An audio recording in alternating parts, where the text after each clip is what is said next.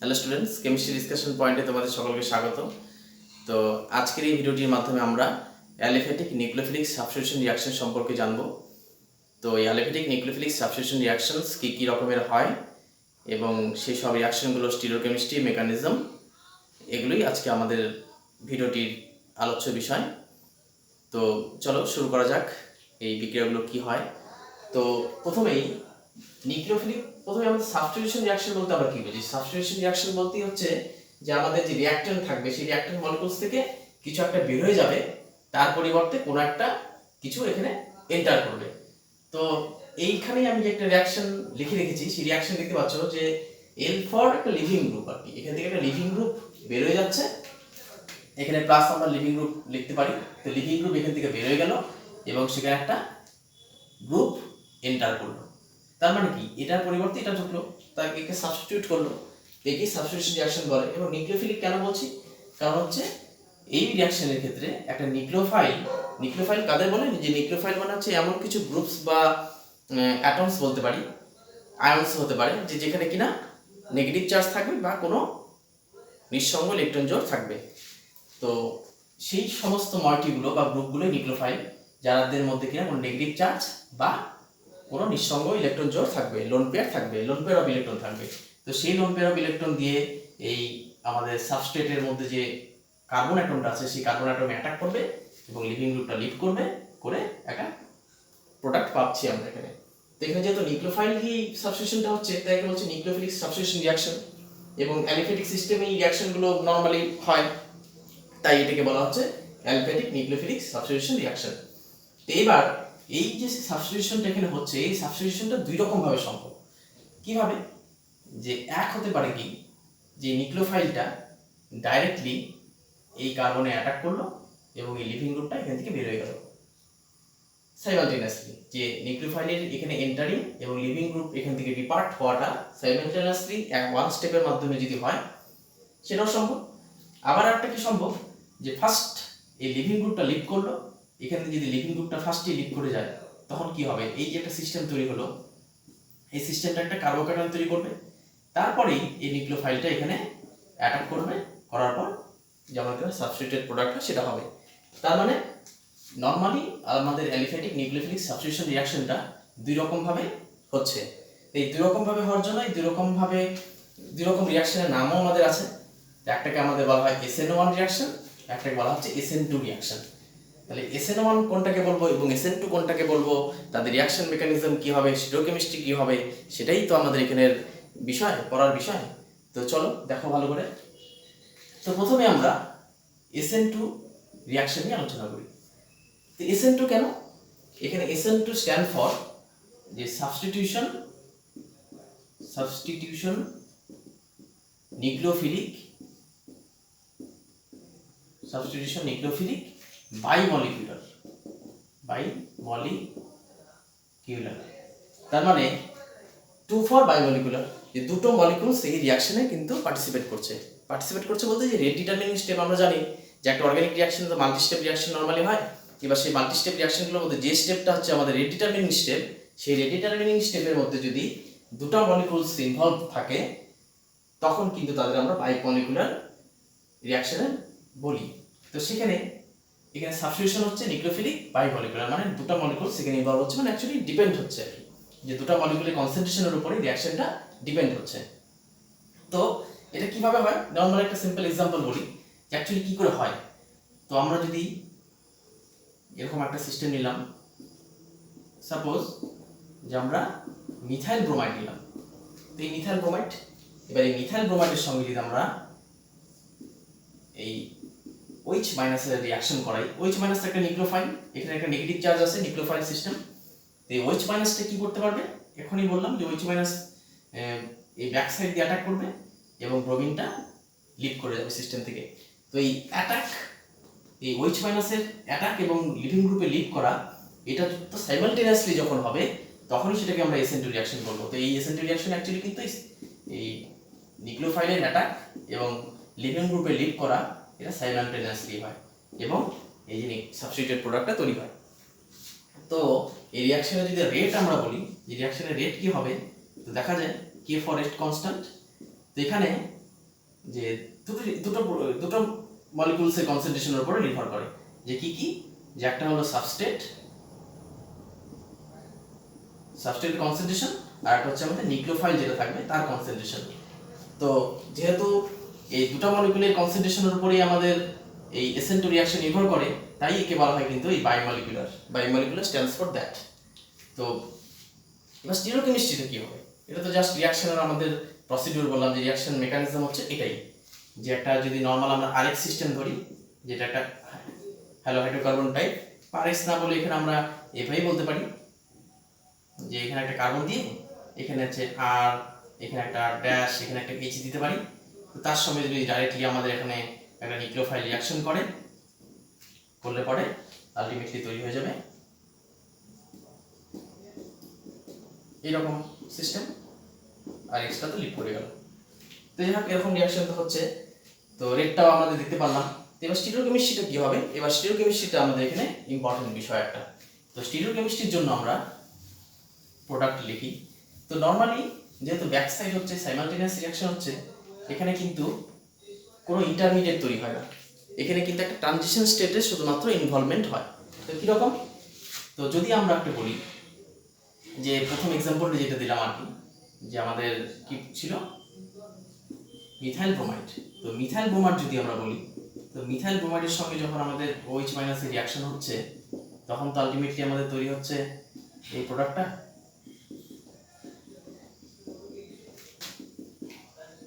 তো এখানে ট্রানজিশন স্টেটটা কোথায় হচ্ছে? ট্রানজিশন স্টেটটা হচ্ছে এইভাবে, যে যদি আমরা এটা একটা এনার্জি প্রোফাইল ডায়াগ্রাম হিসেবে লিখি এরকম ভাবে করে, যেটা হচ্ছে আমাদের রিঅ্যাকশন কোঅর্ডিনেট,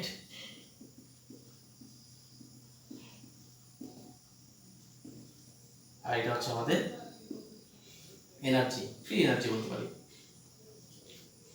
তো যখন রিঅ্যাকশনটা প্রোগ্রেস করবে, তখন হচ্ছে মনে করতে পারি যে আমাদের যে রিঅ্যাক্টেন্টটা ছিল তার এনার্জিটা এইখানে ছিল এনার্জি, সেটা যখন এখান দিয়ে প্রোগ্রেস করবে, এইখানে একটা ট্রানজিশন স্টেটের ইনভলভমেন্ট হবে এবং আলটিমেটলি আমরা প্রোডাক্টটাকে পাবো। তাহলে এখানে থাকবে আমাদের হচ্ছে CH3Br প্লাস OH, আর আমাদের এখানে থাকবে হচ্ছে CH3OH প্লাস Br মাইনাস। তো এখানে থাকবে হচ্ছে আমাদের ট্রানজিশন স্টেট, এখানেই হচ্ছে আমাদের হবে ট্রানজিশন স্টেট। তো এই রিঅ্যাকশনে কিন্তু কোনো ইন্টারমিডিয়েট ইনভলভমেন্ট হয় না, শুধু একটা ট্রানজিশন স্টেটের ইনভলভমেন্ট হয়। তো ট্রানজিশন স্টেটে কেমন থাকে? তো এরকম থাকে, যে H এই যে কার্বনের সঙ্গে তো তিনটা H ছিল, তো একটা ব্রোমিনটা হচ্ছে লিভ করছে এখান থেকে পার্শিয়াল নেগেটিভ চার্জ, এবং OH গ্রুপটা এখানে এন্টারিং হচ্ছে পার্শিয়াল নেগেটিভ চার্জ। তো এখানে এই কার্বনের সঙ্গে তিনটা H তো ফুললি বন্ডেড আছে, আর এই যে ডটেড ভাবে পার্শিয়ালি বন্ডেড আছে এরা আর কি, হাফ বন্ডেডও বলতে পারি, যে কার্বনের সঙ্গে OHটা হাফ বন্ডেড, কার্বনের সঙ্গে ব্রোমাইডটাও হাফ বন্ডেড হয়ে এভাবে আছে। তো এটি হচ্ছে ট্রানজিশন স্টেপ, এরপরে এই প্রোডাক্টটা তৈরি হচ্ছে। তো এবার স্টিরিওকেমিস্ট্রিতে আসি আমরা। তো স্টিরিওকেমিস্ট্রির ক্ষেত্রে আমরা দেখব যে একটা যদি আমরা কাইরাল সাবস্ট্রেট নেই, এবার সেই কাইরাল সাবস্ট্রেটের সঙ্গে যদি আমরা এই রিঅ্যাকশনটা করাই, তখন দেখা যায় সেই কাইরাল কম্পাউন্ডটা যে কনফিগারেশন ছিল তার কনফিগারেশনটা একেবারে চেঞ্জ হয়। যে যদি কোনো একটা কাইরাল কার্বনে দেখা গেল আর কনফিগারেশন থাকে, তো সেটা কিন্তু আপনার রিঅ্যাকশন S কনফিগারেশন হয়ে যাচ্ছে, জাস্ট অপোজিট কনফিগারেশন আমরা পাই। তো এই অপোজিট কনফিগারেশন পাওয়াটাকে আমাদের কিন্তু অ্যাকচুয়ালি বলে ইনভার্সন অফ কনফিগারেশন। তো এই স্টিরিওকেমিস্ট্রিতে অ্যাকচুয়ালি হয় হচ্ছে ইনভার্সন অফ কনফিগারেশন হয়, যে প্রোডাক্টটা আমরা পাই তার ইলেকট্রনিক তার যে কনফিগারেশনটা হয় সেটা কিন্তু প্রোডাক্ট রিঅ্যাক্টেন্টের চেয়ে জাস্ট রিভার্স হয়ে যায়। ওর জন্য এটাকে বলা হয় ইনভার্সন অফ কনফিগারেশন। তো কিরকম, যে যদি আমরা ধরি যে একটা কার্বন, এখানে আমাদের লিভিং গ্রুপটা আছে, তো এই একটা আর ড্যাশ, এখানে একটা H দিলাম, তো তার সঙ্গে যখন আমরা এই OH মাইনাস একটা নিউক্লিওফাইল বিক্রিয়া করাচ্ছি, তখন এখনই বললাম যে ব্যাক সাইড অ্যাটাক হয়। তো ব্যাক সাইড অ্যাটাক হবে, এটা বের হয়ে যাবে। তো ট্রানজিশন স্টেটে কি হবে, এই যে কার্বনের সঙ্গে যে তিনটা গ্রুপ যুক্ত আছে, সেই তিনটা গ্রুপ কিন্তু একটা প্লেনে থাকবে, একটা পার্টিকুলার প্লেনে থাকবে এরকম ভাবে।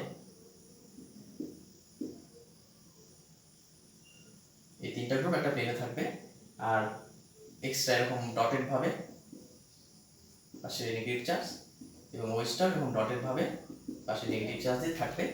তার মানে যখন এই ওয়েস্ট মাইনাসটা এই পাশ থেকে অ্যাটাক করলো, এদিকে যদি আমরা একটা আমব্রেলার মতো ভাবি, সেই আমব্রেলাটা এদিকে হয়ে আছে, ওপেন হয়ে আছে, তো যখনই এই পাশ থেকে ফোর্স করলো তখন সেটা হচ্ছে একটা প্লেনের, এটা কিন্তু একটা প্লেনের মধ্যে আছে, এই তিনটা গ্রুপ কিন্তু একটা প্লেনে আছে, সেই প্লেনের সঙ্গে এই দুটো গ্রুপ কিন্তু পারপেন্ডিকুলার পজিশনে আছে, কিন্তু মাঝখানে প্লেন, এই পাশে একটা ওয়েজ, ওই পাশে এক্স, এই দুজন কিন্তু গ্রুপ এই যে প্লেনটা আছে তার সঙ্গে পারপেন্ডিকুলার অবস্থায় আছে। তো অ্যাকচুয়ালি কি হচ্ছে, ওয়েজ মাইনাস এটাকে অ্যাটাক করার পর, এখানে অ্যাটাক করার পর এরকম একটা স্টেটে আসলো, ট্রানজিশন স্টেটে আসলো, যেটা কিনা একদম ফোর্সফুলি একে একটা প্লেনে নিয়ে আসলো। তারপরেই যখন আলটিমেটলি এ লিভ করে গেল, তখন যে প্রোডাক্টটা হচ্ছে, তখন কি হবে দেখতে পাচ্ছি যে এই পাশে চলে গেলো আর ড্যাশ, এই হচ্ছে এইচ, আর এখানে থাকলো ওইচটা। তো জাস্ট কি হয়ে গেল, যে এই পাশে এটা ছিল, এটাই জাস্ট ওই পাশে হয়ে গেল। তার মানে কি, যে খুব ঝড়ে হাই উইন্ডে যদি আমরা যাই, তখন কি হয়, ছাতা উল্টে যায়। তো এটা এক প্রকারের ছাতা উল্টে যাওয়ার মতোই কিন্তু ঘটনা ঘটলো, যে এই পাশে ছিল, এটা ওই পাশ হয়ে গেল, তো ছাতা একটা উল্টে যাওয়ার মতো ঘটনা ঘটলো। তো এখানেই আমরা দেখতে পাচ্ছি যে ইনভার্সন অফ কনফিগারেশন তো হবেই, যে কনফিগারেশন যা হবে সেটা উল্টে গেল, তো প্রোডাক্টের কনফিগারেশন ডিফারেন্স হয়ে গেল, জাস্ট ইনভার্টেড হয়ে গেল, অপোজিট হয়ে গেল। তো এই হচ্ছে আমাদের এসেন্ট রিঅ্যাকশনের গল্প। স্টিরিওকেমিস্ট্রি কিন্তু এটাই, যেখানে ইনভার্সন অফ কনফিগারেশন হয়, যেহেতু কোনো ইন্টারমিডিয়েট ফর্মেশন হয় না এখানে, তাই এক সাইডে অ্যাটাক হবে আর একটা বেরোয় যাবে। তো এবার এই যে মেকানিজমটা, যে যেটা বায়োমলিকুলার মেকানিজম বললাম, তারপরে কোনো ট্রানজিশন স্টেটই শুধু ইনভলভ হয়, কোনো রকম ইন্টারমিডিয়েট ফর্মেশন হয় না, সেটাও কিন্তু দেখা যায় কিছু এভিডেন্সের মাধ্যমে, যে যখন আমরা এই রিয়াকশনটাকে করব, এই রেট কনস্ট্যান্ট, আর আমরা নিলাম আরএক্সি নিলাম, আর হচ্ছে নিউক্লিওফাইল নিলাম, তো এসেন্ট রিয়াকশন তো এই দুজনের কনসেন্ট্রেশনের উপরে নির্ভর করে। তো এটা কিভাবে দেখতে পারবো, যদি আমরা কাইনেটিক স্টাডি করি, তখন যদি আমরা এমন করি যে রিয়াকশনটার চেঞ্জিংটা কিভাবে হয় রেটটা, সেটা দেখার জন্য এই নিউক্লিওফাইলের কনসেন্ট্রেশনটাকে যদি আমরা বাড়াই কমাই, তাহলে দেখা যাচ্ছে রেট চেঞ্জ হচ্ছে। আবার যদি আমরা এই আরএক্স এর বা সাবস্ট্রেটটার যদি কনসেন্ট্রেশন বাড়াই কমাই, তখন দেখা যাচ্ছে যে রেটটা চেঞ্জ হচ্ছে। তার মানে বলতেই পারি যে এই দুজনের কনসেন্ট্রেশনের উপরেই আমাদের রেটটা নির্ভর করছে। তার মানে এসেন্ট রিয়াকশনটা হচ্ছে দুজনের উপর কনসেন্ট্রেশনের উপরে নির্ভরশীল। তার মানে এই রিয়াকশনটা অ্যাকচুয়ালি এসেন্ট তো হতেই হবে। আর নেক্সট কি হয় আরেকটা, যে যেহেতু এখানে ইনভার্সন অফ কনফিগারেশন হচ্ছে, তাহলে ইন্টারমিডিয়েট ইনভলভমেন্ট কিন্তু এখানে হবেই না। কারণ ইন্টারমিডিয়েট ইনভলভমেন্ট হওয়া মানে কি, ইন্টারমিডিয়েট হবে, এবার তাকে কিছু সময় পাবে তাকে অ্যাটাক করা বিভিন্ন দিক থেকে, তখন কিন্তু অনেক রকম প্রোডাক্ট হওয়া সম্ভব। তো এখানে যেহেতু ইন্টারমিডিয়েট হওয়ার নিশ্চয়ই হচ্ছে না, নাহলে তো আমাদের এখানে ইনভার্সন অফ কনফিগারেশন শুধু হতোই না, শুধু এক রকমের প্রোডাক্ট পাওয়ার কথা ছিল না। যেহেতু শুধুমাত্র inversion of configuration, inverted product actually পাওয়া যাচ্ছে, তাহলে কিন্তু এখানে বলতেই পারি যে এখানে কোনো রকম ইন্টারমিডিয়েট ইনভলভমেন্ট হচ্ছে না, শুধুমাত্র ট্রানজিশন স্টেটেরই ইনভলভমেন্ট এখানে হচ্ছে। তো এই হচ্ছে আমাদের এসেন্ট বিক্রিয়া। এবার আমরা আসি SN1 রিঅ্যাকশনের ক্ষেত্রে। তো SN1 রিঅ্যাকশন স্ট্যান্ডস ফর কি, যে substitution nucleophilic unimolecular, uni for one, একটা মলিকুল এখানে ইনভলভমেন্ট হয়। তার মানে রিঅ্যাকশনের যে রেট ডিটারমিনিং স্টেপটা আছে, সেই স্টেপে কিন্তু শুধুমাত্র একটা প্রোডাক্ট, একটা রিঅ্যাক্টেন্টের কনসেন্ট্রেশনের উপরেই শুধুমাত্র রিঅ্যাকশনটা নির্ভরশীল হয়। তো এবার এই রেটটাকে যদি আমরা লিখি, তো রেটটাকে এইভাবে লিখতে হবে। তো সেটাও দেখা গেছে যে রেটটা কিন্তু শুধুমাত্র এই যে সাবস্ট্রেট থাকে তার কনসেন্ট্রেশনের উপর নির্ভর করে, কোনো নিউক্লিওফাইলের কনসেন্ট্রেশনের উপর এখানে নির্ভর করে না। তো SN1 রিঅ্যাকশনে টু স্টেপ রিঅ্যাকশন হয়, এটা হচ্ছে টু স্টেপ রিঅ্যাকশন।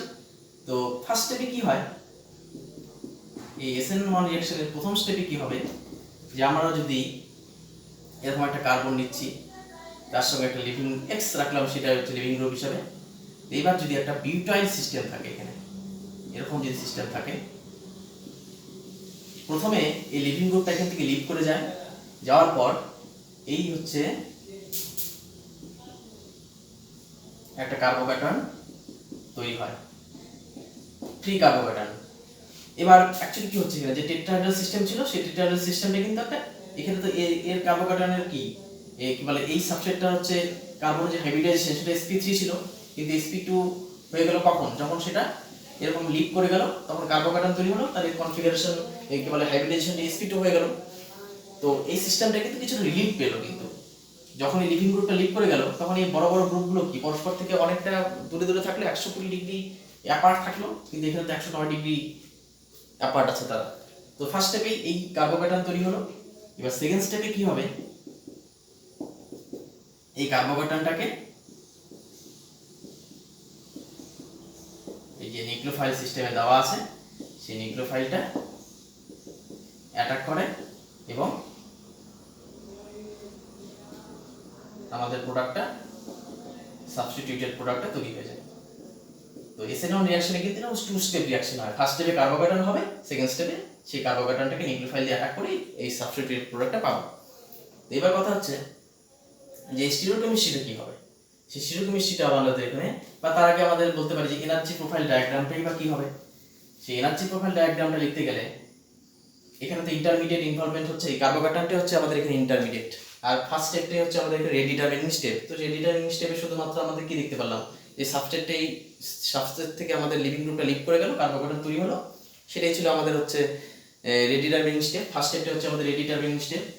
তো এবার যদি আমরা এনার্জি প্রোফাইল ডায়াগ্রাম ড্র করি তো দেখতে পাবো এটা হচ্ছে আমাদের রিঅ্যাকশন কোঅর্ডিনেট, এটা লিখলাম না এখানে, রিঅ্যাকশন কোঅর্ডিনেট। এই বরাবর হচ্ছে আমাদের এখানে এনার্জি। তো কি হয় যে প্রথমে আমাদের এই রিঅ্যাকট্যান্টগুলো নেওয়া ছিল, সেই রিঅ্যাকট্যান্ট থাকবে এখানে, সেই রিঅ্যাকট্যান্ট থেকে ফার্স্ট একটা ট্রানজিশন স্টেট, তারপরে আমাদের সেই ইন্টারমিডিয়েট কার্বো প্যাটার্নটা তৈরি হবে, তারপরে একটা ট্রানজিশন স্টেট, এবং লাস্টে এই হচ্ছে আমাদের প্রোডাক্ট। তো এখানে থাকবে আমাদের প্রোডাক্ট, এখানে থাকবে আমাদের রিঅ্যাকট্যান্ট, এইখানে থাকবে হচ্ছে আমাদের ইন্টারমিডিয়েট। সেই যে কার্বো প্যাটার্ন ইন্টারমিডিয়েটটা দেখলাম, সেই কার্বো প্যাটার্ন ইন্টারমিডিয়েটটা কিন্তু এখানে থাকবে। স্টেবল কার্বো প্যাটার্ন ইন্টারমিডিয়েটের ইনভলভমেন্টের মাধ্যমে রিঅ্যাকশনটা হচ্ছে। তো এইখানে কিন্তু সে থাকবে ইন্টারমিডিয়েটের স্টেটটা, আর এখানে থাকবে সেই ট্রানজিশন স্টেট। কোন ট্রানজিশন স্টেট, যে ক্ষেত্রে কিনা আমাদের যে লিভিং গ্রুপটা লিভ করে যাচ্ছে, তাহলে হাফ বন্ডেড হয়ে গেল, মানে পার্শিয়ালি বন্ডেড হয়ে গেল। তো লিভিং গ্রুপটা লিভ করা হয়ে গেল, এখানে শুরু হয়ে গেছে। আবার এখানেও কি হবে, এখানে কিন্তু সেই ইনকামিং গ্রুপটা অ্যাটাচমেন্ট হওয়া চালু হয়ে যাবে। এখানেও কিন্তু সেই যে আমাদের যদি ওইস থাকে বা নিউক্লিওফাইল যদি রাখি, নিউক্লিওফাইলের সঙ্গেও কিন্তু অ্যাটাচমেন্ট পার্শিয়ালি ভাবে শুরু হয়ে গেছে। আর এখানে তো ফ্রি সেই কার্বো প্যাটার্ন তৈরি হয়ে গেছে। তো এখানে প্রোডাক্টটা হয়ে গেল এই আমাদের রিঅ্যাকট্যান্ট। এই হচ্ছে আমাদের এসিডন রিঅ্যাকশনের এনার্জি প্রোফাইল ডায়াগ্রাম। তো এবার এই স্টিরিওকেমিস্ট্রিটা কি হবে, তো স্টিরিওকেমিস্ট্রির ক্ষেত্রে এখানে দেখি যে প্রথম যে কার্বো প্যাটার্নটা তৈরি হচ্ছে, এখানে তো ইম্পর্টেন্ট কার্বো প্যাটার্ন। এই যে কার্বো প্যাটার্নটা তৈরি হলো, কথার কথা আমি এখানে আর রাখলাম, এখানে আর ড্যাশ এইচ, এটা তো প্লেনে আছে। কার্বো প্যাটার্ন তো sp2 হাইব্রিডেশন মানে একটা প্ল্যানার সিস্টেম। এবার এখানে কিন্তু এই কার্বনের সঙ্গে যে ভ্যাকেন্ট sp2 অরবিটাল আছে, এটা ভ্যাকেন্ট sp2 অরবিটাল, সেই sp2 অরবিটালটা কিন্তু এত ইন্টারমিডিয়েট, কার্বো প্যাটার্ন ইন্টারমিডিয়েট। এবার এই ভ্যাকেন্ট যে পি অরবিটালটা আছে, সেই পি অরবিটালটা কিন্তু নিউক্লিওফাইল দিয়ে বোথ সাইড থেকেই কিন্তু equally facilitate for this kind of attack. কারণ এই দুপাশ থেকেই কিন্তু একই রকম ফ্যাসিলিটিতে নিউক্লিওফাইলটা কিন্তু এই কার্বো প্যাটার্নে অ্যাটাক করতে পারবে। দুটো পাশ থেকে ইকুয়াল পার্সেন্টেজে, ইকুয়াল একেবারেই তো, কারণ দুই পাশ থেকে ইকুয়ালি সম্ভব অ্যাটাক করা। তো যেহেতু এটা একটা প্লেন, সেই প্লেনের যদি আমরা ভাবি এটা একটা প্লেনের আছে সেই কার্বো প্যাটার্নটা, সেই কার্বো প্যাটার্নের উপরে পি অরবিটাল, নিচে পি অরবিটাল। এবার সেই উপরে নিচে পি অরবিটালটাকে নিউক্লিওফাইল উপর থেকে অ্যাটাক করতে পারে, নিচ থেকে অ্যাটাক করতে পারে। যেমন কিনা আমি দেখাচ্ছি এখানে বাম আর ডান, এই বাম দিক থেকেও যেভাবে যে এক্সটেন্টে অ্যাটাক করতে পারবে, ডান দিক থেকেও সেই এক্সটেন্টে অ্যাটাক করতে পারবে। এবং দুই রকম প্রোডাক্ট তৈরি হবে। কি কি হবে, যে যদি আমরা ধরি যে এই পাশ থেকে অ্যাটাক করলো, তাহলে হবে এরকম,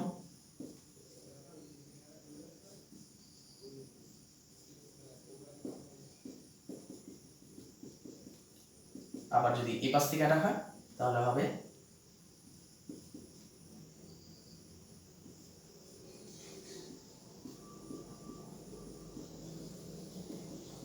তাহলে যদি আমাদের রিঅ্যাকট্যান্টটা এরকম হয়ে থাকতো,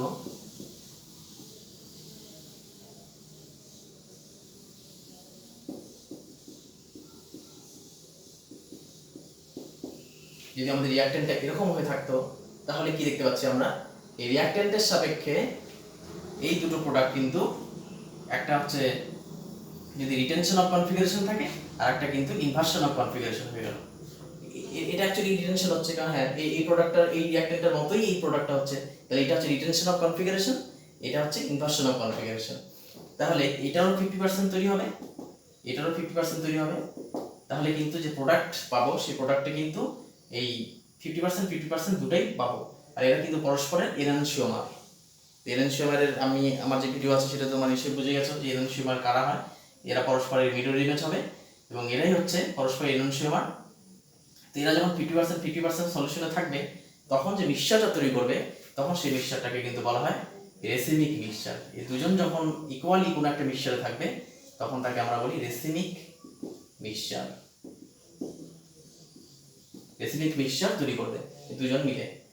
তো এই হচ্ছে আমাদের এসএন1 রিঅ্যাকশনের স্টিরিওকেমিস্ট্রি, যেখানে কিনা দুটো প্রোডাক্ট পাচ্ছি ইকুয়ালি তারা তৈরি হবে সলিউশনে, একটা হচ্ছে ইনভার্টেড প্রোডাক্ট হবে আর একটা হচ্ছে রিটেন প্রোডাক্ট হবে। তো এই দুজন প্রোডাক্টের মিশ্রণের মাধ্যমে আমরা একটা রেসিমিক মিক্সচার এখানে পাবো। তো এবার এসএন1 রিঅ্যাকশন এভিডেন্স কি? তার মানে এই রেটটা তো আমরা একটু আগে ছিল যে রেটটা হচ্ছে শুধুমাত্র এই সাবস্ট্রেটের উপরেই নির্ভর করে, এই কনসেন্ট্রেশনটার উপরেই শুধুমাত্র রিঅ্যাকশনে নির্ভর করে। এটা কি করে বুঝবো? যে আমরা যদি রিঅ্যাকশনের সাবস্ট্রেটের কনসেন্ট্রেশনটা বাড়াই কমাই তাহলে দেখবো রেটটা কিন্তু সেটার উপরে মানে বাড়বে কমবে চেঞ্জিং হবে। কিন্তু যদি নিউক্লিওফাইলটাকেও এই রিঅ্যাকশনের আমরা কনসেন্ট্রেশন বাড়াই কমাই দেখা যাবে এই রেটের সঙ্গে কোনো রকম পরিবর্তন হচ্ছে না। তার মানে নিউক্লিওফাইলের কনসেন্ট্রেশনের সঙ্গে এই রিঅ্যাকশনের কোনো ইফেক্ট নেই। তাই এটাকে আমরা বলতে পারি এসএন1 রিঅ্যাকশন। কারণ এসএন1 এর মানে হচ্ছে একটা মলিকিউলসের উপর রিঅ্যাকশন রেটটা নির্ভরশীল হবে। তো এটা একটা গেল। আর সেকেন্ড স্টেপে আমরা এখানে বলতেই পারি যে এখানে ইন্টারমিডিয়েট ইনভলভমেন্ট হচ্ছে। কেন? ইন্টারমিডিয়েট ইনভলভমেন্ট হওয়া মানেই তাকে কিন্তু একটু সময় পাবে আমাদের নিউক্লিওফাইলটা দু সাইড থেকে অ্যাটাক করার জন্য। তখন আমাদের দুই রকম প্রোডাক্ট পাওয়ার সম্ভাবনা থাকবে। কিন্তু যদি রিঅ্যাকশনে কোনো ইন্টারমিডিয়েট না হতো তাহলে তো এক ধরনের প্রোডাক্ট পাওয়ারই প্রবাবিলিটি বেশি হতো। তো এই হচ্ছে আমাদের এসএন1 এবং এসএন2 রিঅ্যাকশনের স্টিরিওকেমিস্ট্রি মেকানিজম আর কিছু কাইনেটিক এভিডেন্স। তো নেক্সট ভিডিওটির মাধ্যমে আমি এই এসএন1 এসএন2 রিঅ্যাকশনের ক্ষেত্রে কোন কোন ফ্যাক্টরগুলো ইফেক্টিভ হয় আর সেই ফ্যাক্টরগুলো দ্বারা কীভাবে এরা প্রভাবিত হয় সেটা নিয়ে আলোচনা করব। তো ওকে, আজকে এইটুকু, ঠিক আছে, থ্যাংক ইউ।